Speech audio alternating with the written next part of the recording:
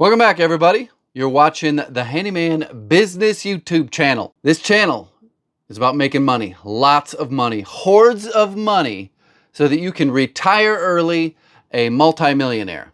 These days, a multimillionaire isn't much. So at least $5 million by age 55. That's the goal. That's the game we play on this YouTube channel, how to make more money. You got to make it fast. Fast money. 15 years. Get in, get out, don't get crippled. That leads me to today's first Patreon submitted question. What trade or specialty trade will destroy your health the fastest? They all will. They all will destroy your body. Your joints, your ligaments, your backbone will be dust if you do it for too long. That's why you have to figure out a way to make it worth a lot of money, where you can still get out, have a decent retirement, and not be the crippled old man hobbling up and down. Let's start with the things that are hardest on the body, and that is going to be anything in production construction, like building a house, building a building, putting on roofs, pouring concrete, installing flooring, pulling wire. That's what the electricians do during the rough phase, is they pull all the wires in. Trimming isn't as bad. Plumbing trimming, electrical trim, not too bad. Tile work, it'll destroy you. You are on your hands and knees all the time, bent over in non-optimum positions for your body to not crumble. I am surprisingly healthy today, except for I've got one issue. I'm going to the doctor, get another cortisone shot on Tuesday. But I've had many MRIs and a lot of injections over the last 5 years. I've got arthritis all up and down my lower back. I've got it in my knees. I've got it in my shoulders. It's just part of the game. And I do it all. Been doing a lot of digging, a lot of demolition, a lot of concrete work lately. I just mixed an entire pallet of concrete by hand. Well, I had a little drum mixer, but I had to load everything and unload everything and pour every bag into the mixer. It does take its toll on you. It's not good exercise because all of the functions of construction just don't allow for good body mechanics. And you do it for an extended period of time, and there's not enough time for recovery. Service calls are a lot less harsh on the body. Doing small repairs, plumbing, electrical, some light carpentry, building shelves, things like that. My main YouTube channel just hit 90 million views. I don't know how many views this has, but on all platforms, I'm into the hundreds of millions of views. And the most common comment is, how do you know how much to charge? Or how much should I charge for this? So this specific one comes in for a deck. The guy figured out how much it's going to cost in materials, $2,100. How much should I charge to build the deck? I'm going to tell you how I do it. And let's just say this is not a repeat customer, because there's different value in having a repeat customer that's been with you for 10, 15 years than someone off the street. You hope to turn that new customer into a repeat customer, but you still got to make a good amount of money, because you can only do this for so long before your backbone turns into dust. First question would be, how high off the ground is it? Am I working 30 inches off the ground, or am I working 8 feet off the ground? If it's a 30-inch deck, it might be $5,000 for the week. If it's an 8-foot deck, it's $10,000 for the week. Now, assuming this is a $2,100 deck, it's probably going to be pretty small if it's using composite decking. Let's assume it's not using composite decking and it's just pressure-treated deck boards. You could have a 10 by 15-foot deck easily whipped out in a few days if it's 30 inches. If you're working off a ladder the whole time, it's going to take a lot more time to do, and there's a lot more risk of falling off a ladder and fast-tracking your backbone into sawdust. There's been a general rule of thumb since the beginning of time that you just double or triple the cost of materials to come up with a rough estimate for a project. Now, this doesn't work on changing light bulbs. It works on an actual multi-day project.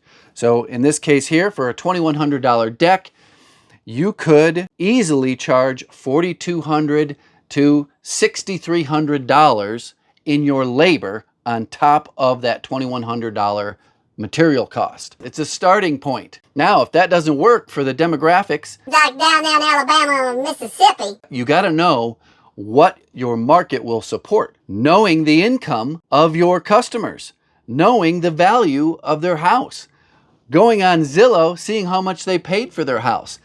There are some of my customers who paid $300,000 for their house, and now it's worth $1.3 million. They can barely pay the taxes.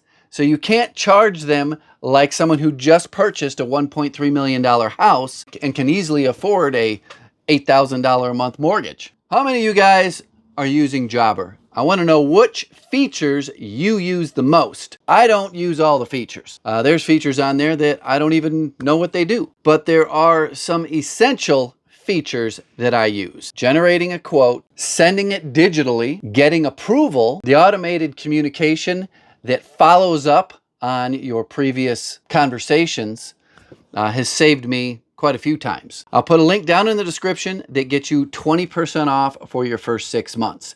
Now, if you are going to scale your business, or if you want to bring on some helpers, Jobber has a lot of features to help you do that. You can have your helpers or your employees use Jobber, and you send them out their daily schedule. They don't even have to come see you. You can log their hours. You can track where they are. I highly suggest it. It is becoming the bare minimum in the industry, and that's even if you are a one-man operation. I got another quick question for you. If you could please put your answers down below in the comments. I want to know, there we go, drive-by shooting, duck Handy.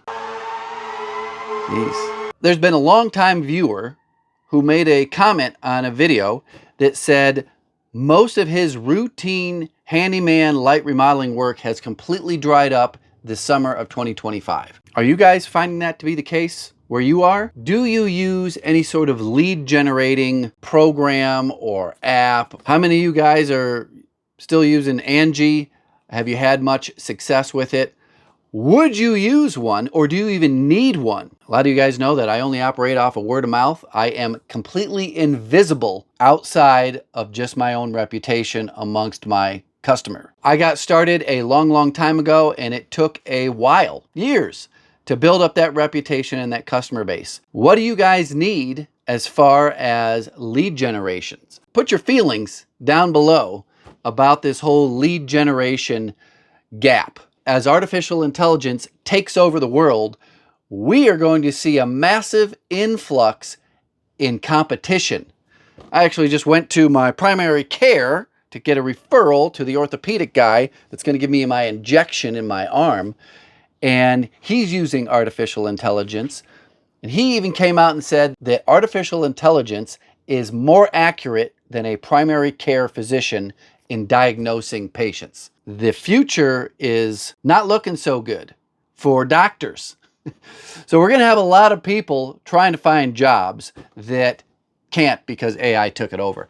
And I'm seeing a lot of interest and a lot of buzz on some of the business podcasts that I listen to. People are starting to invest into this home services industry. I don't think we're going to have robots swapping out toilets anytime soon. It's an interesting dynamic that's taking place of where the jobs are going to go to. I had someone ask about retirement accounts. And do I use I believe he called it a solo 401k. I don't have anything that is a solo 401k, but I do have an SEP IRA, Simplified Employee Pension, SEP IRA. Every year when it gets time to paying taxes, my accountant goes through all my books and tells me how much I made, and the amount that you can contribute is based off of what you made. So that helps with the taxes. Last but not least, another reoccurring question that keeps coming up. Commercial maintenance and repairs versus residential maintenance and repairs. I think I talked about this in the last video.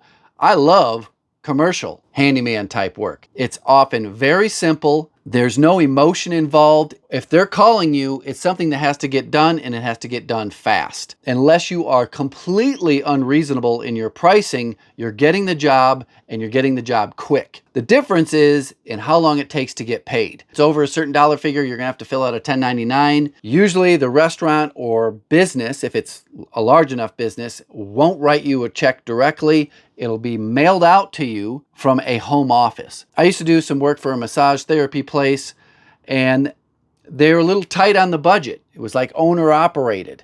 And I had to be a little more conservative with my pricing. They would write the check directly. I really like it. I just happened to fall into residential, and my reputation spread through homeowners. And that's why I never really branched out or needed to branch out into commercial handyman work. Please put your comments below and start a discussion, and we will talk about it in the next video. Another good way to submit a question is through Patreon.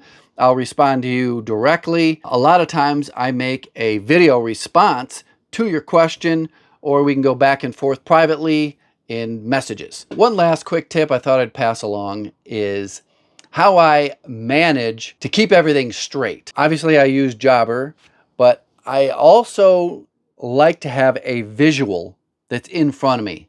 I use dry erase boards a lot.